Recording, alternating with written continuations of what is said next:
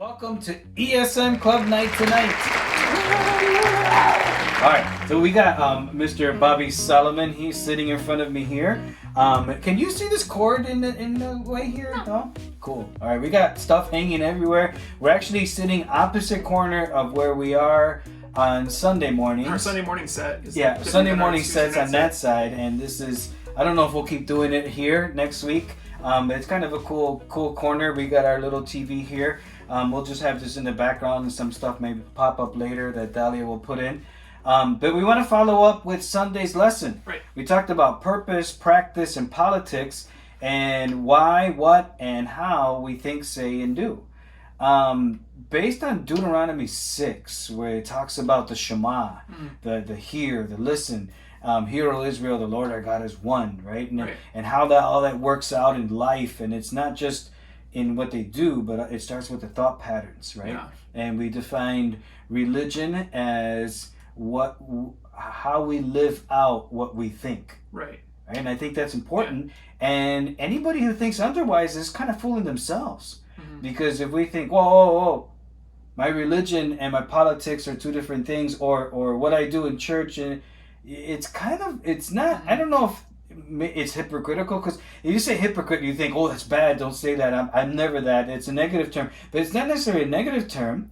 It just means putting on two different masks. It's just a word, yeah. Right. So you're pretending you're this, and then pretending you're that, or presenting yourself as this, right, and then presenting yourself as something else. Right. But if you can section off two parts of your lives doing two opposite things, right, one of them's wrong. Yeah. One of them's a lie. Or should you? Well, that's right? my point. Exactly. Compartmentalize, right? Yeah. Whatever. Yeah. Because if it's like, okay, I do this thing in politics and I do this thing at church, or it doesn't matter if you're Christian, Buddhist, Islamic, whatever, like whatever you're doing. Yeah. If you're not following the guidelines of this thing that you claim to believe in what you're doing every day, you're either lying. What you're doing every day, you're lying, or you're lying about the religion, whichever religion it is. Yeah. So, yeah, as we say hypocrite, it's you're lying. Like, I don't know, we don't got to sugarcoat it, I guess, but you know what I mean. It's not something that you can just pretend like you're two different people. Yeah. And if you do talk to psychiatrists and need some help. Which begs the question: which is the real you? Yeah. Right. And I guess we each got to search our hearts, and sometimes it's just a matter of, well, I don't know how to live my life out, in how to express my Christianity, because when I first got saved, for me it was like, oh, there's certain things like people say, like, be blessed today, and you know, I don't know. And I remember like struggling to fit them in conversation, because I wanted to sound more Christianese, but I had no idea how. And I'm like, well, I did hear someone say this, so I would throw it into a conversation, but it wasn't genuine. Yeah. And I think over time, like when you're first married, right? When you're first married, it's like you've been married how long? 4 years now, going on 5? Yeah. 5 next time. So I can't believe it's been that long. For me, it's been 29 years married, right? I've known Dahlia for over 30 years. Man, we're old. But at first, it's like, well, nothing's really changed that much. I'm still me and she's still her. Yeah. But the reality is, no. Something should have fundamentally changed. Yeah.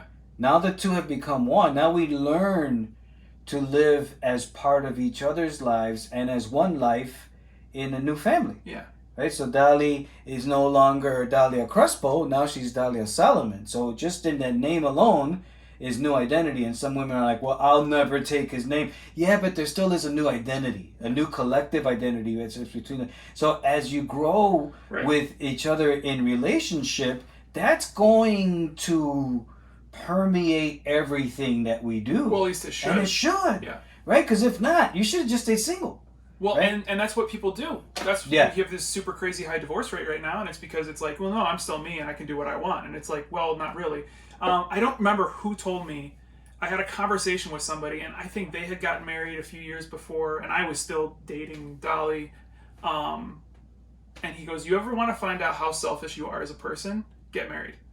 It was like, because it wakes you up to like, oh yeah, like before I wouldn't even think about not even doing anything wrong. Just, I want to do this, so I'm doing it, because I don't have to ask permission. And it's not that you're asking permission of your wife, but you have to factor in her, for the guy, you have to factor in her emotions, and for the girl, you have to factor in some respect and just how the two interact as one person. So you can't just make decisions and do them anymore. You have to make sure everybody's on the same page, and then, you know what I mean? So, because you're, anyways, we can get into it. We'll save that for the marriage lesson later. We'll keep going. I'm sure one will come up sooner or later. So when I first told you about our idea for Tuesday night to sit table talk, actually it was your idea. You said it'd be cool for us just to do a table type session and talking with one another to make it look a little different than it would on a typical Tuesday night. And in the future, we're hoping to have on guests. Yes. Right? To have on to somebody crammed into this corner. No, we would be somewhere else by that time. But to have somebody who's either a specialist or like a doctor or a psychologist or even someone, like it would have been great to have someone sitting here who is a practicing Muslim or a former Muslim, now to Christian, and to talk about him. I mean, that would have been really cool for us just to direct our thoughts toward that individual. Sure. But it's short notice. We're filming literally like right after filming for Sunday morning. But we're filming for Tuesday night, and then Dahlia's gonna edit it and do her magic together. Huh? Wednesday. I'm gonna change this and just put Wednesday. Just keep pulsing here, back and forth, going back and forth, gonna give me a headache. But for Wednesday night, she'll edit it and make it more presentable, because we're unpresentable, right? Basically, we are. But when you pitched the idea, and when I told you what this Sunday's lesson was about, you kind of started looking a little bit into history. And can you share with us what you found? Right. Well, we were talking about the purpose of religion, at least when we were talking about it there, and I'm still not sure if I misunderstood what we were talking about or not, but it was just kind of explaining what we're doing now is the purpose of religion and how it affects our daily lives. I just looked up because I like history a lot, so that religion started off as something that people invented. If you're talking to a historian or the people who study people groups, anthropologists, right? They'll say that religion started as a representation, or and this is funny how they would explain it as something important to a specific people group, and it usually paired with that people group's lifestyle. Yes. But it's weird because we think about religion now as a lifestyle that you choose. But in reality, or in when it originated, it was religion is a belief system based on your lifestyle. So it's something that you're matching to yourself rather than you're matching yourself to. So if it's like a hunter-gatherer community, they usually have a lot of wolf like totems, or watch Brother Bear. You know what I mean? Like, right? That's all I ever think of when people say that. But and then if you have like a farming community, they worship sun and rain and stuff like that, and elements, and then you get to like Greek and Roman, where there's an organized government over something. Well, now we have a pantheon, you know what I mean? An organized group of gods who have all these different aspects of Greek life tied into them, so that they give them a place of worship or other things, as it usually turned out to be, but those kind of things grew out of what people did. So as we went on in history, as it progressed, it was always the idea that this religion exists because it holds the values that our society holds, and it embodies them, and it's how we explain them, it's how we carry that on in tradition. So it's religion was like a cultural thing that came out of the civilization that invented it. Yeah. Which is why Christianity is kind of different. We can get into that a little bit more now. Yeah, and it should be different. Yeah. And I think our lesson was that either 2 weeks ago or last week when we said who's leading who. Yeah. And that was my purpose, was that you have, I understand that about history as well. Just recently, that's part of my class that I'm taking.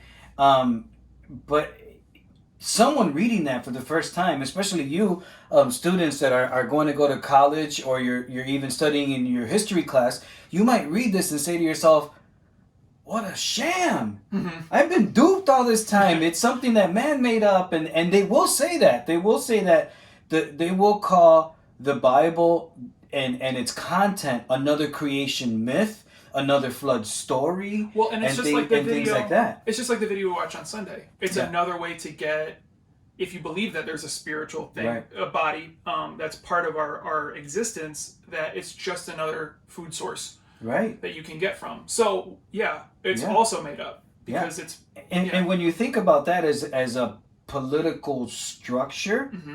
I don't know if that's a correct word to say. If you think about that and what it was like, and that was super clear how you put it when you talked about them being hunter gatherers and agriculturers and it reflects on the gods that they had and their religion. Mm-hmm. Then it moves to formal government and a pantheon of gods and how that all connects. If people say today, well, you need to remove politics from religion from politics, you still have a structure built in place that is taking their belief system and in some ways imposing them on people, because that's what laws are. Right? And even though we elect representatives and they're for the people and they represent us and the laws should represent the country and so on and so forth, there's still, if you have a certain government in place, mm-hmm. then their views, and this is why it's so push back and forth and a fight and a very clear division this year between political candidates, for presidential candidates in particular, and vice presidential candidates. And I find it fascinating because they both on both sides they say, well, 174 and 177. So never in history have we seen that. What if the president dies in office? The vice presidents are instrumental in who we pick. Right. So they're really looking at these vice presidential candidates as well. Right. And man, there's so much garbage flowing back and forth. Oh my goodness. It's like you can't watch TV. It's like one commercial and then right after that commercial is the exact opposite view and it's like back and forth and back and forth. Yeah. But it's a nightmare. It is a nightmare. So our big idea for this past Sunday was if you have been made right with God, your life should center on Him, not you. This new identity should permeate every part of your life, all that you think, say, and do. Right? And do you agree with that statement? Yeah. Okay. I mean, I think it's important for us to kind of say that out loud, right? Because I don't want this to be the Miguel show, right? Or Miguel's opinion. We want, both of us want, and Dali Senior, and I would hope you guys as students watching and parents that you would hold us to that of why do we believe what we believe? What does this actually say? Not what we want it to say, because I can cherry pick a handful of verses and make it say what I want to say, which is usually why we usually go through a whole book of the Bible. Yeah. And we'll start with its outline and who and history, and then go through it like not verse by verse, but portion by portion, so that we see every verse in light of the whole book, in light of the entire Bible. Right. But since this is more topical and we're looking at the grace of knowing, and this particular was the grace of knowing, relationship, and religion, and now more expanding on religion, it's important that not that we're on the same page, but our students understand that we're on the same page. Right. Mm-hmm. Yeah. Yeah, I guess. Sorry, should we start with questions? I guess. Yeah. So we put it into three parts: purpose, practice, and politics. We kind of talked about politics a little, and we'll go back to that. But our purpose and the why. Jesus said to love the Lord your God with all your heart, soul, mind, and strength. And he says, but then that's the first and greatest commandment. The second is equally important: love your neighbor as yourself. Mm-hmm. Is it loving to share your views? And let's face it, this is going to revolve around politics because that's what's in the news and it's kind of like what's in my head right now. But is it wrong to impose your views? And impose is a negative term. To share, to weigh in to talk about your views with your neighbors. Yeah. No, I mean, it shouldn't be, but, and it depends on who you talk to. Yeah, so you think it's a good thing to talk about these things with others? Yes, I think there should be an open discussion of thoughts, even if they're wrong thoughts. That's how you figure out they're wrong thoughts. You know what I mean? And when we have like a class-centered discussion of level-headed, calm discussions, not screaming matches. Right. When we have a calm discussion of thoughts in this like a marketplace of ideas, you've heard that before too, right? Like it's this place where we can actually work out these issues and we become smarter together. Yeah. You know, by if nothing else, informed. Yeah, right. At least you know what the other person is thinking, even if they're not right. Even if they know, even if they don't understand their own position. Sure. At least you know what's on their mind. Right. And sometimes if you ask enough questions, you'll understand what the push is behind what they believe. Yeah, you start to see the either if it's the hurt behind them, and that's important for like everything. If somebody says something insulting to you, to just react right away and punch them in the face. If you could dissect that, boil it down a little bit, you can start to understand where that person's having this issue. And so the same way with what they're thinking, you boil it down to their... And then punch them in the face. And then you beat them, yeah. Right. No, we're just kidding. Don't punch somebody in the face. Not unless you have to. Sometimes, I don't know. If you guys are interested, I posted, there's KB. KB has a podcast called The Southside Rabbi. I posted it in the group chat. Yeah. Maybe just the men's chat. I posted it in the group chat. Yeah. He has a very interesting discussion you guys should watch about how Christians should think about violence. Super interesting. And it's like a solid 2 hours, but it's really good. You should look it up. But yeah. Very interesting. Side note, plug there for So next thought was practice. Paul says that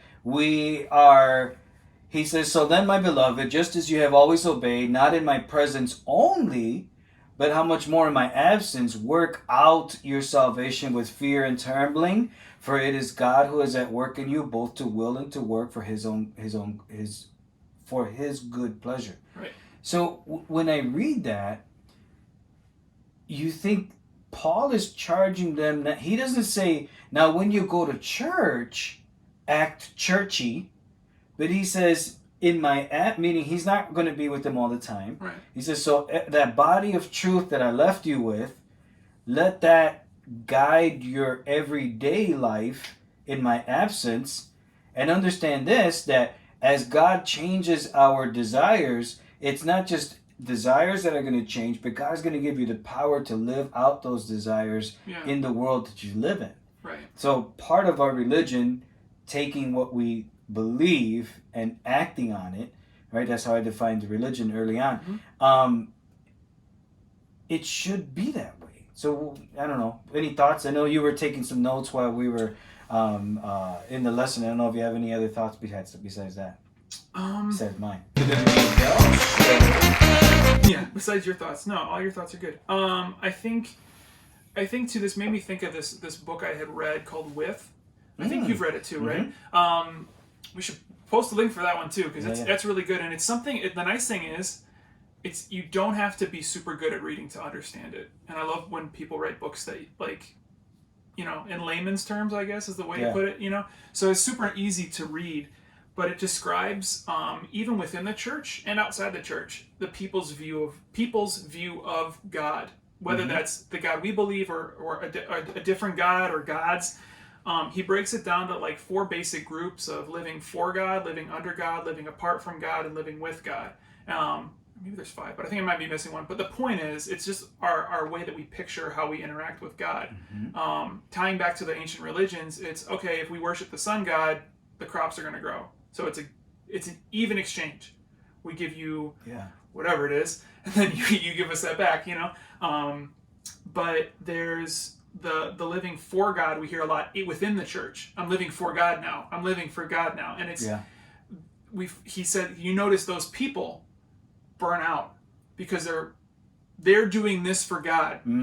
That's it. Yeah. This is the offering they're bringing for God. And God sees that, like, we're talking like Cain and Abel here, where it's like Cain's bringing his offering because he's doing this for God, but it's not great because he's using his own strength. He's not using the best that he has. And so when we say we're living for God, the writer whose name I cannot remember right now, but we'll find it out later. Jethani or something. He has a very strange name. It's yeah. But his point is that you're not living for God in the way that you understand a relationship with someone should be. Yeah.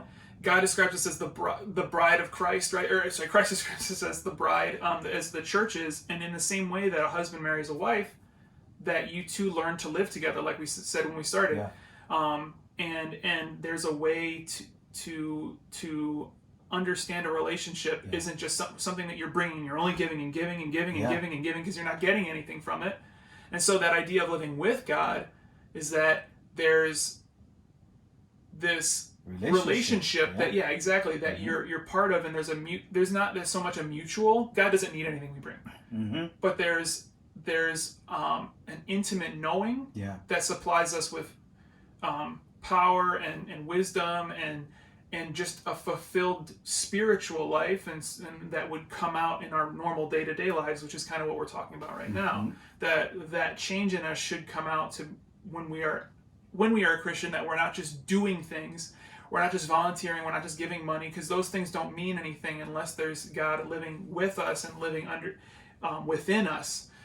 Is kind of, he abridged it at the end. He's like, more like within, but the idea is that it's that kind of a deep relationship. And that's exactly what Paul says. Work out your salvation. So that's something that you're doing, but it's not independent of God. It's with God. Yeah. He says, for it is God at work both in you, or in you, both to will and to work for his good pleasure. Right. So if I'm looking to please my wife, it's not so much me doing stuff for her, but this is going to bring me pleasure as well. Right. Right? And we don't want to get all weird with the word pleasure. Yeah, you should use a different word. It's weird. But I get what you're saying. I think, well, let me ask you this question then. Is it a choice that we make? Because of how he puts it, it is both to will and to work. So is God's will imposed on us? We are free will. We are volitional beings, meaning that we choose to do things, but we are fools to think that there isn't always something pushing our desires in different directions. So if God is pushing my desire in a particular direction, it's not just for his good pleasure, but because he is good, it is what is best for me. Right. Whereas if the devil or our society or even another person's selfish pleasure is the one pushing my desire, then it's not necessarily going to benefit me the best as well as that other person the best. Right. This may be insensitive, and Dale, you're here. You tell me if this is insensitive. I've been instructed, and I've seen this lived out in people's lives, when there is a woman of strong character that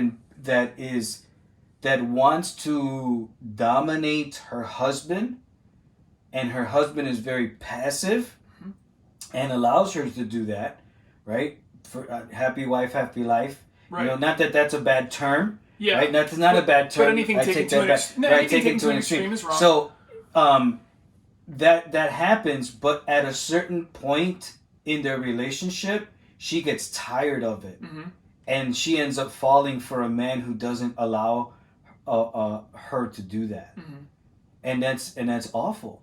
So that even her, what was her good pleasure, what was her desire imposed on her husband, no, you're going to listen to me, eventually became something bad for both of them. Right. So you understand how that works out there? Exactly. So we need to be careful to respect one another. And there's two terms that we throw out there in the church. I mean, if you haven't heard them until now, you'll hear them definitely, is complementarian and egalitarian. Right? And sometimes it's just semantics. It's just a word, and you're like, you're not cherry picking. it's one word over the other, but they mean the same thing, but fundamentally they don't. Egalitarian means we are equal. There's no difference. Right. Where complementarianism is saying we're equal, but there are differences between us. Yeah. So if I were to say... Well, I mean, think about a color wheel. I don't know if you guys take art class, but complementary colors. Yeah. They're two different things, but they work together. They're both two different colors, but they work together. Mm-hmm. So you have a pen and a cap. Right. Right? You have a pen and a cap, and they're both pens, right? And they complement one another. It covers the cap, or covers the pen so that the ink doesn't run out. You don't get it all over your pants or whatever. Yeah. But they have two different functions. Sure. Right? Two separate functions, but they are equal. So if you were to say, no, we want it to be equal, then you have two caps, and both caps are kind of you can't do anything. Not useless, but they don't live out their purpose. And remember, what you think is going to be lived out practically whether you think of it or not. Right? And then it boils down to what do you really believe? Right. Yeah. So I thought this discussion was going to kind of go in a different direction, but this is good. This is fine. I'm good with this. You sound like you had a thought there. I just think that what I had asked, what you said was, we are creatures of free will. I think it was interesting on Sunday you said that we love God with all our heart, soul, strength, and mind. We got into that, the greatest of commandments, and the first and greatest of commandments, that you described love as a choice or a decision of free will. Because, I can tell you right now, I wouldn't be married right now if my wife hadn't made decisions to love me, and a whole lot of them. But in the same way, it's a choice. As much as we think of love, or because we use that word a lot, and we've gotten into the Greek and all that fun stuff too. And they have different meanings. But in English, we only have one use of the word, or one word. Sorry, with multiple uses. But that love is something that we just see as an emotion, but it's so much more than that. It's a decision. And it's a choice that we have to make. So I think that was super interesting too. So that, when we do love God, when we do follow God, we're making a decision to do that. So, And again, I have to say that consistently, it's not void of emotion, but it's not centered in it. Right. Right? Because love, even though there are different types of love, we're still a whole person. Right. So even as we think, feel, and choose, all of those thoughts and feelings and choices work together, in some way, shape, or form. Yeah. One might take precedence over the other. So when you're talking about eros love or emotional type, not emotional, passionate love, that takes the desire to an extreme, but it's still physical and it's still a thought process. So they all work together. So talking about politics, is there anything in particular? Because we did talk about that already, to some extreme, and one of we talked. I put and I think Dahlia might actually put it here later. I'll provide you with the PowerPoint so you could show it there. But that image of the presidential candidates and the vice presidential candidates, and these words dividing them. Mm-hmm. Immigration, climate, abortion, justice, taxes, COVID, all those thoughts, and it's just so easy to focus on the stupid fly that was on Pence's head for 2 minutes. What was that about? Yeah, and it's like, really, and I don't want to say who it was, but one guy just flat out said it. Really, is this do we have nothing better to focus our lives on than a stupid fly? Yeah. This is such an important race that's being run, presidential race that's being run. Can we talk more about issues and unfolding and all that? Any thoughts on that in particular?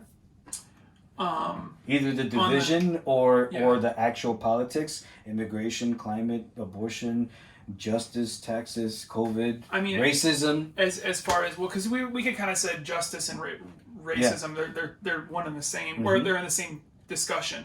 And they should be. And I think that as far as where we should be coming from as people trying to live out this belief system that we're talking about, and acting out as changed people, changed children of Christ, that we would be, we hold certain views, we hold certain values, Not even, and views makes it already sound, anytime you talk about politics, you're automatically dividing somebody. Yeah. Somebody once said, you never talk about money, politics, or was it religion? Yeah. At a family table or, Thanksgiving. Yeah. So you guys can store that one. I'm just kidding. But, with the holidays coming around. But, and I'm going to get really, as we talk more often, I'm going to get really annoying because on KB's podcast, no, the one that he just posted, he gets into this, this whole discussion on all this the racism and the issues that and the institutionalized racism and the individual acts of vigilantes in the same way, and kind of breaks this whole thing down, and he brings it around, which is really interesting. He covers 2 topics on that screen with all the different words, and he talks about race. Starts off with talking about racism. We have people who are really upset about George Floyd. We have people really upset about all the different killings of and murders of black people all over the country and all throughout history, as looking at, taking a step back and looking at it as looking at all of this and saying, this is a struggle, this is valid, you have the, we have this issue, and it's hurting people. He kind of talks about not only that, but he brings up the fact that people who get hurt about racism, or, who act out in racism, are first on acting out on, why do we know that it's unjust? We kind of talked about it on Sunday. There's something within us, as everybody's made in the image of God. And it's weird to say this, but people are made in the image of God even when they're not Christians. They're still created in the image of God. So there's a part of us, right? That's important for us to remember. There's a part of us that says, that's wrong. A guy's kneeling on another man's neck. Doesn't matter. It's not, you know what I mean? It doesn't matter if that's happening on TV, if it's happening on WrestleMania. It doesn't matter. It's not right. Right. You can't just choke out and kill a man for whatever reason, because we all believe, we know it's wrong, because we know that there's human life has a value. And he went on to explain when somebody would start talking about it, and immediately people would go, well, what was he doing? Yeah. Like, that explains why he deserved to die. There's no justification for it. Right. Exactly. And so, and it's all because we have these pre-programmed, pre-created thoughts that come from bearing God's image. And he says, and then if you take that and you extend that out, it doesn't matter what skin color you have, what you believe, if you as a human being have purpose and have value as life, he goes, you can't look at abortion and say no. Because that's another human being that has value and has life. You can't be like, all right, it's not okay when cops shoot a black man, but you can kill a baby. It's like, it's one and the same. They're 2 human beings that have value, and it's 2 different struggles and 2 different arguments, but it's at its core, it should be holding that same value on human life. So super interesting conversation. Yeah. That one was a good 2 hours. Should look at that.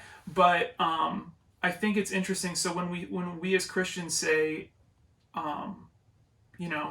it was messy when this all came out, especially with the George Floyd stuff. It was gross. A lot of the things that we both were seeing from people within our church, as sad as it is, the things that people were saying and the arguments that were happening. There was a lot of hurt because a couple of good friends of ours, are struggling with this, being part of the black community, and we're here to be their brothers and sisters, as part of one body, and we're immediately looking for a reason. That he said, that KB was explaining, like, the minute you ask what he was doing, you're looking for a reason that he should have died. Yeah. And so in the same way that we as Christians get so justly angry about abortion, but then to just kick the black struggle in America to the side, saying, well, he was running from the cops. Well, he had a counterfeit $20 bill. Like, the stuff that we just go to grab for, it shows where our hearts truly are and how much we understand. So before getting off, and those are the 2 big ones, I guess, this year that we were kind of looking at. But it's just one of those. We were talking about having a specific view and being hypocrites. I think that would probably be great. It's funny, we've come full circle. Yeah, we've come full where circle. We started and where we're potentially going to end. I wrote a note here. I want to look it up. There's a verse that says something along the lines of God doesn't take delight in the death of anyone. Mm-hmm. So it's even in the death of the wicked. Right. So it's not. There's no good reason for someone to die. God values life. Yeah. So even if there is a form of capital punishment, it's not like if it makes God happy. Right. God sent His Son into the world so that people would live and not die. So that it's you know what I'm saying? Yeah. But we need to land this plane. One thing I would have liked to ask if we had unlimited time, right? And it depends on you guys. If you guys who are actually watching and you speak up, I know Joshua said at one time, "Hey man, why are we ending so early? We have nothing but time." And this was early COVID. Yeah. But now I know that you have homework and you have all, so I don't want to keep you guys longer than I have to. The one thing I would have liked to discuss is what does it mean to be fundamentally Democrat and fundamentally Republican? And why are they at odds with each other? Mm-hmm. So if when we broadcast this, that might be a question that you're going to be asked at that time, and it might show up right here. Yeah. So I gotta remember to write that. That's cool. That down. And I'm glad we didn't talk about that one in person because I want to do some homework on that one. That can be a super interesting discussion. So we'll have that one with the guys on Zoom. I think probably the best way to do it. So that said, how about if you close us out in prayer? Okay. And then there's going to be some other segments for us, but this will be the end of this one for now. Sounds good. All right. God, thank you so much for bringing us all together today. We pray that you open our hearts and speak into them, God, that we would wrestle with these issues that we have, these doubts that we have on how our beliefs should affect who we are, all the way down to our core, to understand that it should flow out of us at some point. We fill up, and we should be able to, God, demonstrate and act out what we believe. Give us wisdom to know where in our own lives that we need to change this and we need to get better. God, that we could follow you in a way that we would pursue your perfection and do the best that we can to apply that to our own lives and act out in the way that would bring honor and glory to you. God, thank you so much for giving us this time to get together and talk about this. Lift up this week in you. Amen. Bye.